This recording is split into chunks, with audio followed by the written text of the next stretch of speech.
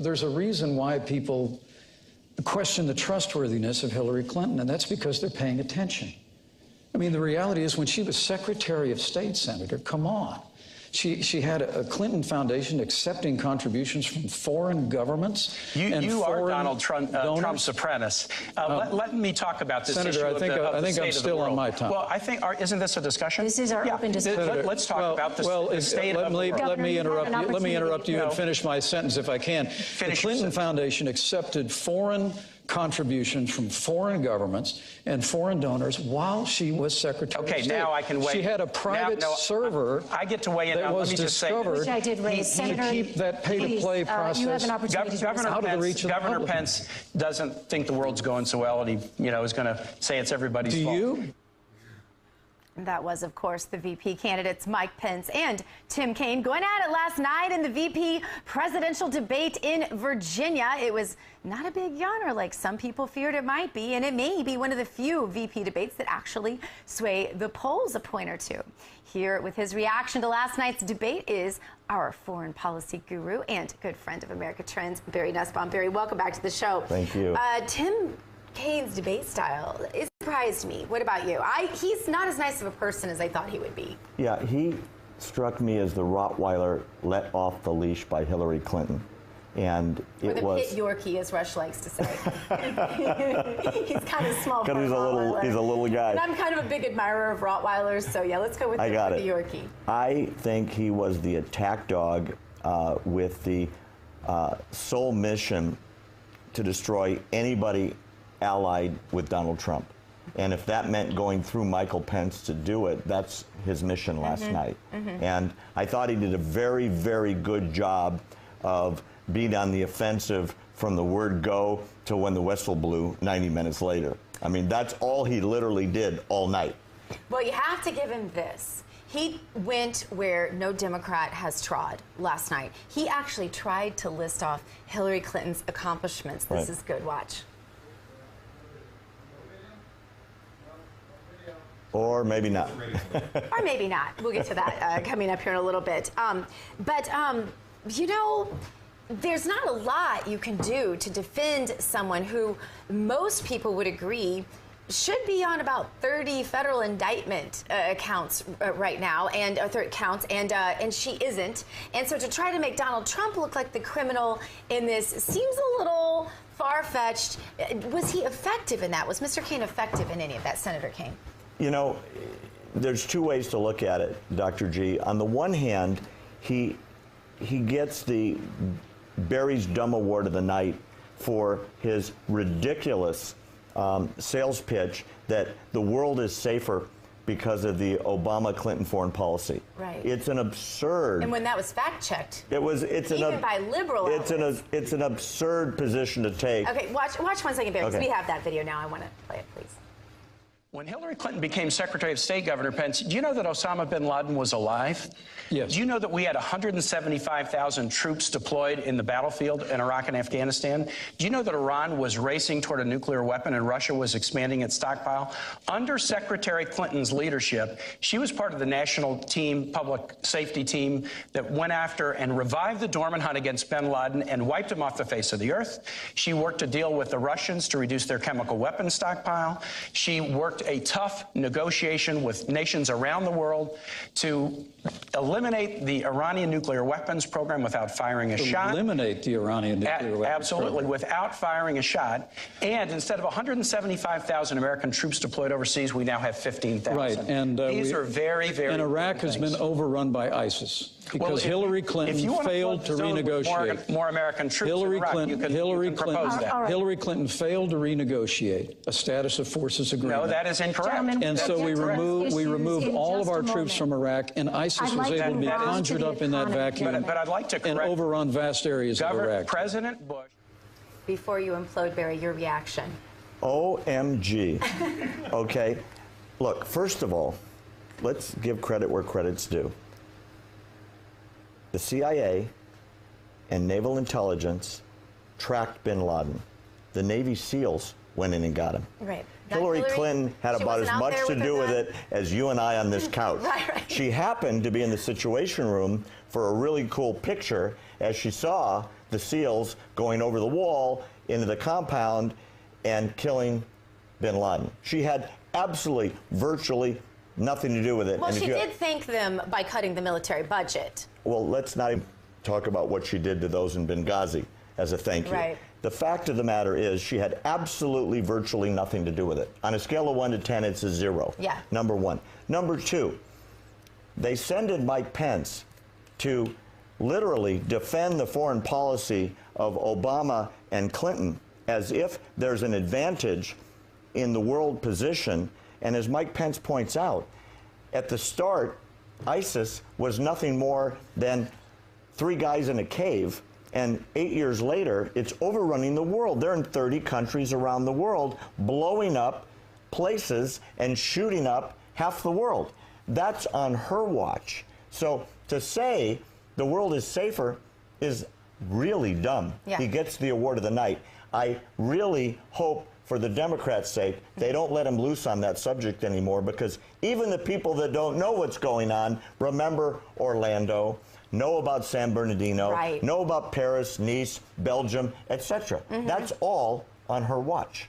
Yeah. Well, Mike Pence compared his record to Tim Kaine's record. Both were governors, Pence in Indiana and Kaine in Virginia. I want to watch this and get your reaction, Barry. I mean, I'm very proud of the fact that I come from a state that works. The state of Indiana has balanced budgets. We cut taxes. We made record investments in education and in infrastructure. And I still finished my term with $2 billion in the bank. That's a little bit different than when Senator Kaine was governor here in Virginia. He actually tried to raise taxes by about $4 billion. He left his state about $2 billion in the hole. The state of Indiana, we've cut unemployment in half, unemployment doubled when he was governor. But I think he's a very fitting running mate for Hillary Clinton. Wow. Go, Barry. You know, when you've got the facts on your side, just state the facts. And the hyperbole, which is what Mike Pence ignored and literally Tim Kaine jumps on, people can see through that. Mike Pence left Indiana, it still is, in a surplus, Right. with money in the bank, with a balanced budget, with unemployment down by half. The state is kicking it, right? And if we had that on a federal level, wow, it would be a completely different federal system. It would. It's really hard for Tim Kaine to stick to the facts because they suck. You know, For his side. You listen to the amount of bureaucracy that a Trump-Pence ticket will eliminate. And it makes you wonder if they can win just based on the amount of money that must be going up against them because of all the people who are going to feel threatened if they don't have their cushy position anymore. We have a vested, self-perpetuating animal at this point, which is the federal bureaucracy that is now so far past where it was intended to be. It is the major consumption of the budget, people on the payroll that really don't want things to change. Right. Right? So And they don't want to go anywhere. And people that had access to the White House, because that sells also. You know, if you're the reporter that gets to go spend the night in the Lincoln bedroom because you do favors for the candidate while he's trying to be elected, then you're also the reporter that gets hired with the best gig. We'll be back in a moment. More with Barry. Stay where you are.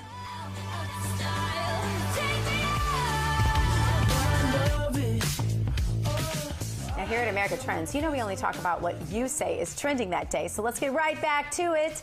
The vice presidential debate is all the buzz today. Back with me, Barry Nussbaum. Thank you for being with me. Now, Pence, he laid out Trump's entire economic plan. This is something you and I have discussed a lot on the show, but for our viewers, let's watch a recap of that. Donald Trump and I have a plan to get this economy moving again. Just the way that it worked in the 1980s, just the way it worked in the 1960s.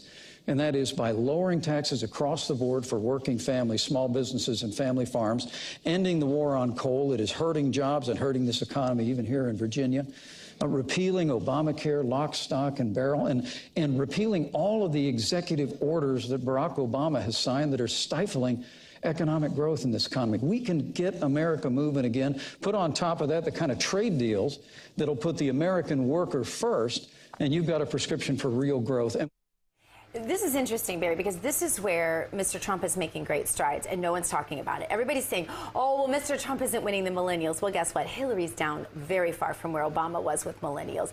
They say, oh, well, Trump can't win minorities. He can't win Hispanics. Well, you know what? Hillary's numbers are so off with American workers, especially in places like the Rust Belt, like Ohio and other states, that she could lose just based on that unless she gets huge numbers of Hispanics, blacks, and millennials, which she's not pulling so far, at least not to the numbers that she needs. But here's what's interesting. Tim Kaine last night came ready to try and pull those votes out with a very rehearsed epitaph, for lack of a better word, he kept going back to. Watch him try to defend Hillary Clinton. And on the economy, there's a fundamental choice for the American electorate. Do you want a you're hired president in Hillary Clinton, or do you want a you're fired president in Donald Trump? I think that's not such a hard choice. Hillary and I have a plan that's on the table that's a you're hired plan. 5 components. First thing we do is we invest in manufacturing, infrastructure, and research in the clean energy jobs of tomorrow. Second thing is we invest in our workforce, from pre-K education to great teachers, to debt-free college and tuition-free college for families that make less than $125,000 a year. Third, we promote fairness by raising the minimum wage so you can't work full-time and be under the poverty level, and by paying women equal pay for equal work. Fourth, we promote small business growth, just as we've done in Virginia. To make it easier to start and grow small businesses, Hillary and I each grew up in small business families. My dad, who ran an iron working and welding shop, is here tonight. And fifth, we have a tax plan that targets tax relief to middle-class individuals and small businesses and asks those at the very top who've benefited as we've come out of recession to pay more. Barry, all I heard was socialism and redistribution of wealth. What did you hear? You're taking my script. I'm listening to this, and it sounds like the socialist agenda for all of Western Europe. Top-down economics. It does. Let the government pay for everything, and they're going to pay for it on the backs of successful capitalists. Literally, every single program he just talked about is a federal investment of some sort into the economy, which means bigger deficits, bigger debt, bigger government, and no growth, because there's never been an experience in American history where the government spends enough money to create real growth. The only thing that creates real growth is putting money back in the hands of the people who it belongs to. And they're counting on, though, the American people not being wise to that fact, Barry. We know that. And they're also counting on the American people falling victim to some tax accusation about Mr. Trump that has been proven completely ridiculous and to borrow a term, trumped up. Here's what went down. Watch. A question was about whether it seems fair to you that Mr. Trump said he brilliantly used the laws to pay as little tax as legally possible. Well, this is probably the difference between Donald Trump and Hillary Clinton and Senator Kaine.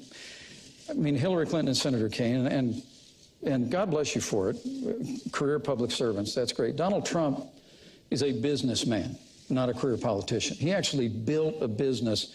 Those tax returns that came out publicly this week showed that he faced some pretty tough times 20 years ago.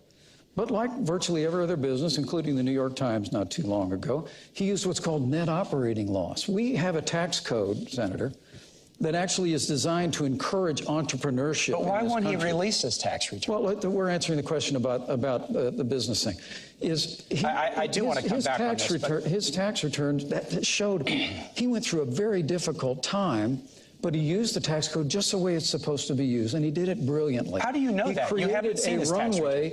Because he's created a business that's worth billions of dollars today. How do you know that? And with regard to paying taxes, this whole riff about not paying taxes and people saying he didn't pay taxes for years, Donald Trump has created tens of thousands of jobs, and he's paid payroll taxes, sales taxes, Senator, I'm going to give you about 30 seconds to respond, and I have a question on social security. Hillary Clinton is going to raise taxes, and Donald Trump and I are going to cut them. Barry, who won that debate last night? You know, I have two answers. Answer number one, if you're sitting in a college debate contest and you're the judge and you're checking off issues, it was probably a draw. But 99.9% of the population doesn't watch something like that. They're watching from a more social interpretation, which is who looks presidential, who sounds presidential, and who's acting presidential. Based on those three criteria, Dr. G, 99% of the population that watched last night said Pence won, because he looks the part. And I got to be honest with you, I'd back him on a ticket in 4 years. He looks that good. He sounds that good. He presents that well, even in the face of relentless, obnoxious interruptions. What, 72 times, I think Megan talked about? Insane. And from the moderator, over 20 times. So the polls say overwhelmingly Pence won. The big question is it going to move the dial or not? Right? The people that love Trump still do. The people who love Hillary still do. The people in the middle, if they happen to think that the vice president is important enough, this moved the dial to the right. Here's the important question, and people haven't talked about it today on the news. You have two people running for office that are extremely old in American political history and will be the oldest president. In this specific election cycle in 2016 November, the vice president is very important, because the only job of the vice president, besides breaking a tie in the Senate and showing up somewhere where the president's too busy and it's not that important, is to step in case of incapacitation. Exactly. One of these guys could do that. Could very well be that guy. More likely so than in past elections. Than ever before. And in that case, Pence is the guy based on what happened last night. Day after tomorrow, I leave for St. Louis to be present at the debate. I'll be doing a whole bunch of coverage from there. You are going to be taking the reins of the show. But I want to know from you, if of the show for us on Friday and Monday, I believe, and so our audience will get to enjoy you. But I want to know from you, in case I run into Mr. Trump and he says, Dr. Gina, what's your best advice to me? You go ahead and tell me. What's your best advice? I love this Donald question. Trump? My answer is simply, be Mike Pence. Be Mike Pence. That's going to be hard for Donald Trump to be. You know, I'll tell you why. Pence, literally, in a very calm, not overpowering, not disrespectful, certainly presidential-ish, presents the policies of Donald Trump in a way that are very easy to listen to, that are very palatable, and he looks like the President of the United States. Trump needs that advice more than anything. Do not get sucked in to Hillary's personal stuff, because he tends to get that hook, line, and sinker. I'm pretty sure that he has been advised of that, but I'll make sure of it. Thank you so much for being with us. Barry, find him at findbarry.com. Stay with us. More America Trends coming at you.